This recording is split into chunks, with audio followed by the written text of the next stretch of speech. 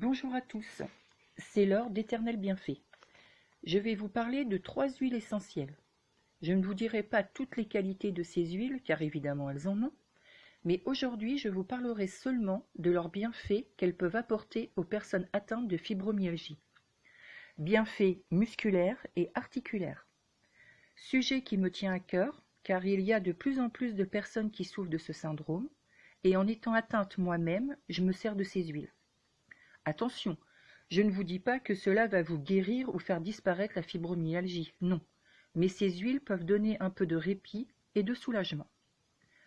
Donc je vais commencer par le romarin à camphre ou romarin camphré. Cette huile est réputée pour le traitement des rhumatismes. Elle est antalgique, anti-inflammatoire, une action neuromusculaire, elle est relaxante et décontractante. Elle est très bien pour les douleurs musculaires et articulaires. Par voie cutanée, vous pouvez l'utiliser en massage ou en compresse froide. Il faut faire attention en l'utilisant. Il est indispensable de la diluer dans une huile végétale, car le romarin à camphre peut irriter la peau. Pour les précautions d'emploi, elle est interdite aux femmes enceintes ou allaitantes. Chez les enfants de moins de 7 ans, pour les enfants, je vous conseille de toujours demander un avis, c'est préférable. Elle est interdite aussi aux sujets épileptiques et aux personnes âgées qui sont sensibles. Son utilisation est limitée dans le temps et en dose. De ce fait, il faut éviter une utilisation prolongée. Ma deuxième huile, c'est la Gaultérie couchée. Alors, la Gaultérie couchée est un antidouleur articulaire et musculaire, ainsi qu'un anti-inflammatoire. Elle soulage les rhumatismes. On peut l'appliquer en compresse froide ou en massage sur les zones douloureuses.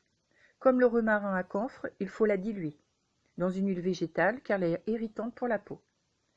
De ce fait, on ne doit pas l'utiliser pure. Les précautions, interdites aux femmes enceintes ou allaitantes, aux enfants, toujours sur avis médical, aux personnes suivant un traitement anticoagulant et aux personnes allergiques à l'aspirine. Son utilisation, il faut la diluer à hauteur de 20% maximum dans une huile végétale. Ensuite, ma troisième huile, j'ai pris le laurier noble. Le laurier noble, je dirais que c'est une huile indispensable. Elle est très bien tolérée par voie cutanée. Elle soulage efficacement les douleurs articulaires et rhumatismes. C'est un antalgique puissant.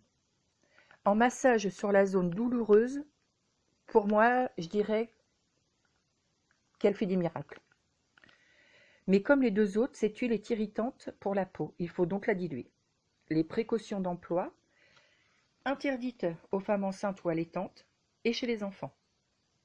Attention à son utilisation. Elle peut entraîner des réactions allergiques. Après, ce que je peux vous conseiller, c'est de faire un test cutané dans le pli du coude et attendre 48 heures. Comme ça, vous verrez si vous faites une réaction ou pas. Comme je vous l'ai dit au début, ces 3 huiles ont d'autres bienfaits. Dans cette vidéo, je vous parle seulement de ce que peuvent faire ces huiles sur certains symptômes de la fibromyalgie, en les mélangeant toutes les 3 avec une huile végétale. Mais si cela vous intéresse, je pourrais faire d'autres vidéos plus complètes sur ces huiles essentielles. Avant de vous quitter, je vous rappelle qu'il ne faut pas prendre à la légère les huiles essentielles, ne pas faire n'importe quoi, toujours respecter les dosages et demander conseil, si on ne sait pas avant toute utilisation. Et attention, si vous prenez des traitements, demandez conseil à votre médecin. Voilà pour aujourd'hui. Merci de m'avoir écouté et j'espère à bientôt.